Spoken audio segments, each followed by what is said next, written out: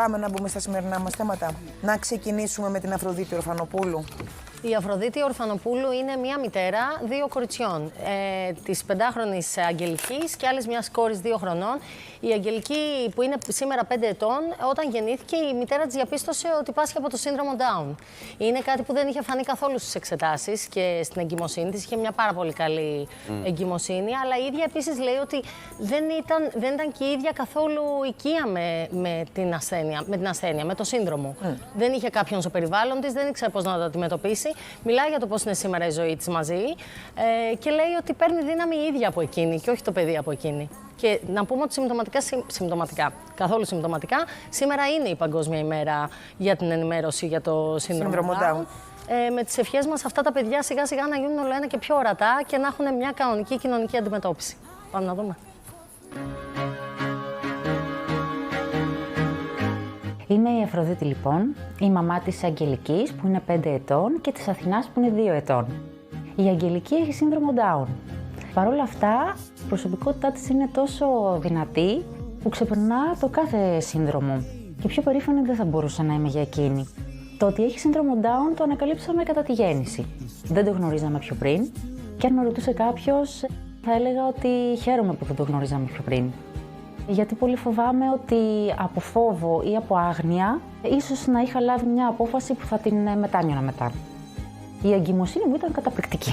Εγώ ήμουνα μια χαρούμενη εγκυμονούσα. Οι εξετάσεις όλες κανονικότατες. Δεν υπήρχε όμως κάποια ένδειξη σημαντική που να μας κάνει να ψαχτούμε παραπάνω. Και στην αυγενική διαφάνεια και στη β' επίπεδου, οι γιατροί μας δίνανε συγχαρητήρια για το καταπληκτικό μωρό που έχω στην κοιλίτσα μου. Θέλω το μυαλό μου και η ενέργειά μου να έχουν θετικό πρόσημο. Να κάνω ό,τι καλύτερο μπορώ. Και όχι να μπω σε έναν κικαιώνα, έφταιγε η μοίρα, έφταιγε η κακιά η ώρα, έφταιγε ο γιατρός, έφταιγε ο ένας και έφταιγε ο άλλος, έφταιγα εγώ. Όχι. Γέννησα με καισαρική και η Αγγελική έπρεπε να μείνει για λίγες μέρες στη θερμοκοιτίδα. Κάποια στιγμή μετά από περίπου 3-4 ημέρες, μας ανέφεραν ότι υποπτεύονται σύνδρομο Down. Δεν κλάψαμε, δεν θρηνήσαμε, πάθαμε σοκ, εννοείται δεν το περιμέναμε. Η πρώτη μου έκφραση ήταν πώς έγινε αυτό. Μόνο και μόνο από άγνοια, γιατί δεν ήξερα πώς μπορεί να συμβεί αυτό, δεν το είχα φανταστεί ποτέ μου. Δεν είχα κανέναν στο άμεσο περιβάλλον μου με κανένα θέμα, ας πούμε, διαφορετικότητας κλπ. Οπότε δεν είχα καμία επαφή με τον κόσμο της αναπηρίας γενικότερα.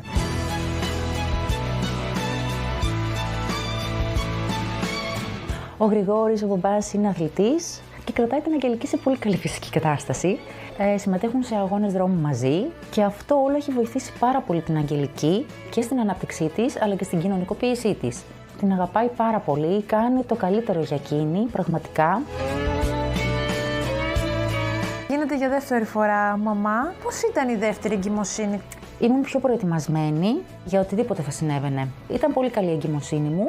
Σαφώς και υπήρχαν σκέψεις. Το ψάξαμε περισσότερο τη δεύτερη φορά. Θέλω η Αγγελική να έχει αδερφάκι. Χαίρομαι που η Αθηνούλα θα μεγαλώνει μαζί με την Αγγελική. Και τα αδερφάκια αλλά και το ευρύτερο περιβάλλον έχουν να πάρουν πάρα πολλά ωραία πράγματα από την επαφή τους με την Αγγελική. Αναπτύσσουν θέματα όπως η ενσυναίσθηση, τα οποία είναι πάρα πολύ σημαντικά. Σε καμία περίπτωση δεν θέλουν να νιώθει μέσα της να υπομειστεί το βάρος της Αγγελικής, το όποιο βάρος, γιατί για μας δεν είναι βάρος. Θέλουν να μεγαλώνουν όμορφα.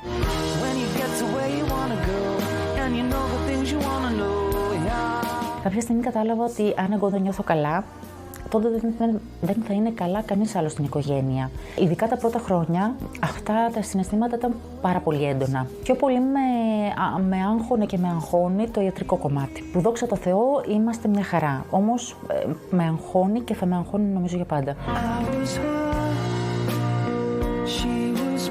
Το www.myangel.love είναι ένα blog στο οποίο περιγράφω τη ζωή μας, προσφέρω και ενημέρωση και για το σύνδρομο Down αλλά και ευρύτερα για τα θέματα της διαφορετικότητας. Κουράγιο και δύναμη καταρχάς παίρνω από την ίδια την Αγγελική. Γιατί αυτό που παίρνω πίσω δεν μπορώ να σου το περιγράψω με λόγια. Με γεμίζει τόσο πολύ που ξεχνάω τον όποιο κόπο και την όποια προσπάθεια έχω καταβάλει και την όποια κούραση.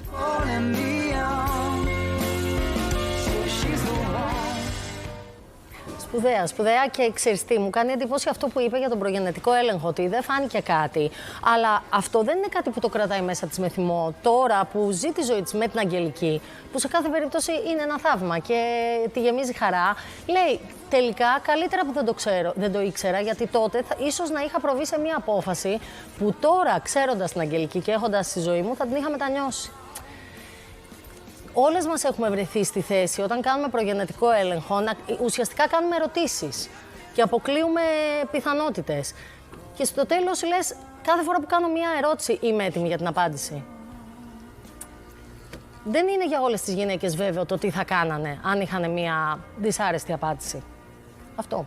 Όχι, γιατί για να είμαστε και ειλικρινείς, είναι μια... Δεν σε ακούω. Λέω γιατί για να είμαστε και ειλικρινείς, είναι μια πολύ μεγάλη δοκιμασία αρχικά που έρχεται στη ζωή σου. Δηλαδή, όταν σου λένε αυτή την απάντηση, δηλαδή να μην το παίζουμε όλοι ότι είμαστε όλοι ψύχρεμοι και όλοι δεν θα κλονιζόμασταν ή θα παίρναμε. Δεν λέω γιατί. Βεβαίως, δεν λέω για την γυναίκα, εννοείται. Εγώ λέω γενικά ότι μια γυναίκα πάει στο γιατρό και θέλει να τα ξέρει όλα ή όσο γίνεται περισσότερα. Όταν όμως έρθει και μια άλλη απάντηση από αυτήν που θα ήθελε να περιμένει, είμαστε όλοι έτοιμοι να την αντιμετωπίσουμε. Δύσκολα. Αυτό λέω και θέλει πολύ θάρρος. Νομίζω ότι αυτό που προσπαθώ να πω είναι ότι πρέπει να ξέρουμε μέχρι πού θέλουμε να φτάσουμε. Γιατί πλέον έχουν εξελιχθεί και τόσο πολύ και όλες οι εξετάσεις. Που πολλοί λένε κάνε και γι' αυτό, κάνε και γι' αυτό, κάνε και γι' αυτό. Και λες κάτσε μισό λεπτό. Αν έχω μια αρνητική απάντηση για αυτά που είναι πολύ σημαντικά για τη ζωή του παιδιού και για τη ζωή τη δική μου, όντως μπορεί να προχωρήσω σε μια διακοπική ίσης. Για όλα τα υπόλοιπα όμως, που είναι ίσως αντιμετωπίσιμα, ίσως μέσα στη ζωή και μπορώ να πορευτώ με αυτά, θέλω να ρωτήσω. Γιατί αν το μάθω πριν, τι θα κάνω. Κάνεις τώρα μια ερώτηση, ενώ έχεις περάσει από τη φάση αυτή του θέλω να γίνω μαμά και να αποκτήσω παιδί πολύ πρόσφατα. Δηλαδή δεν είναι κάτι που λες, για να θυμηθώ πριν 20 χρόνια, πώς σκεφτόμουν. Σωστά. Ξέρεις πάρα πολύ καλά λοιπόν ότι έτσι όπως έχει σήμερα προχωρήσει η επιστήμη, ο κάθε άνθρωπος όταν πηγαίνει σε ένα ιατρείο και ξεκινάει μια εγκυμοσύνη, ό,τι του προτείνει ο γιατρός του ότι μπορεί να τσεκάρει με έναν τρόπο, θέλει να το ξέρει. Δηλαδή εγώ τουλάχιστον δεν ξέρω. Δεν έχω γνωρίσει. Φυσικά θα υπάρχουν και άλλοι που μπορεί να μην θέλουν. Αλλά επειδή η επιστήμη προχωράει και ο καθένας θέλει να ξέρει. Είναι σύμμαχος, ναι. Είναι καλό να γνωρίζεις. Δεν σημαίνει ότι όταν γνωρίζεις πάντα παίρνεις την ίδια απόφαση. Είτε λέγεται να σταματήσεις την εγκυμοσύνη, είτε λέγεται να την προχωρήσεις. Γιατί πραγματικά αυτό που θα νιώσεις εκείνη τη στιγμή δεν μπορεί να το ξέρεις από πριν. Κανείς μας δεν μπορεί να το προβλέψει. Ακριβώς. Και το δίλημμα για να μην μιλάω τεράστιο. και κρυπτογραφημένα, επειδή ακριβώς όπως λες έχω αυτή την πρόσφατη εμπειρία, θυμάμαι ότι στην εξέταση της κυστικής σύνοσης, η οποία δίνει μια διάρκεια ζωής 20-30 χρόνια, αν τυχόν είναι φορέας το παιδί, δεν ήθελα να την κάνω. Δεν ήθελα να την κάνω γιατί έλεγα, αν τύχει αυτό, δεν είμαι σίγουρη ότι θέλω να τη διακόψω την κοίηση. Αν ένα παιδί μπορεί να ζήσει με τα όποια μικρά προβλήματα στη ζωή του. Αλλά είδαμε και πριν από μερικές εβδομάδες παίξαμε και ένα θέμα που έγινε μεταμόσχευση. Και ζει μια χαρά ο άνθρωπος με την κυστική νόση. Δηλαδή θέλω να πω δεν μπορούμε. Το έχουμε κάνει. Θα το παίξουμε. Το είδαμε, ναι. Με συγχωρείτε. Δεν πειράζει. Γιατί κάνουμε πολλά τέτοια θέματα και έχουμε πολλά, δεν τα έχουμε παίξει όλα. Εννοείται ότι μας ενδιαφέρουν. Σε κάθε περίπτωση, ξέρεις, οι εξετάσεις πρέπει φυσικά να κάνουμε ό,τι μας λένε οι γιατροί και είναι μεγάλο όπλο των ζευγαριών το να έχουν προγενετικές εξετάσεις. Αλλά κάθε ερώτηση πονάει μετά. Θες να μάθεις και αν μάθεις, τι θα κάνεις. Ναι, γιατί το δίλημμα. Πάντως σίγουρα θέλω να ακούω ανθρώπους οι οποίοι το ζουν. Ναι. Δηλαδή με ενδιαφέρει πραγματικά να ακούσω από αυτούς που είναι μέσα στην καθημερινότητα τους, που το έχουν αντιμετωπίσει. Που εννοείται ότι θα έχουν και αγχωθεί περισσότερο, ή μπορεί να έχουν φοβηθεί, ή μπορεί να έχουν πάρει μεγάλη ικανοποίηση γιατί τελικά τα πράγματα να είναι κάπως διαφορετικά. Όχι τελείως, αλλά κάπως διαφορετικά από όπως ίσως θα σκεφτόντουσαν. Γι' αυτό θέλω να τους ακούμε. Σε ποιες συνθήκες το βιώνουν αυτό. Γιατί βλέπουμε κυρίως τις μητέρες. Κυρίως που μιλάνε για τα παιδιά τους σε αυτά τα θέματα, αλλά μερικές είναι μόνες τους, άλλες δεν είναι καθόλου μόνες τους, άλλες έχουν. Και άλλες ξεκίνησαν μαζί και μείναν μόνες τους. Ακριβώς. Δηλαδή όλα υπάρχουν. Μας έχουν πει μητέρες και ζευγάρια σε περιπτώσεις αυτισμού, ότι πολλές φορές το ζευγάρι διαλύθηκε από αυτό. Κοίταξε, όμως είπε μια μαγική φράση που λέει: όταν το ακούσαμε, πάθαμε σοκ, αλλά δεν θρηνήσαμε. Δηλαδή, ευθύς εξ αρχής.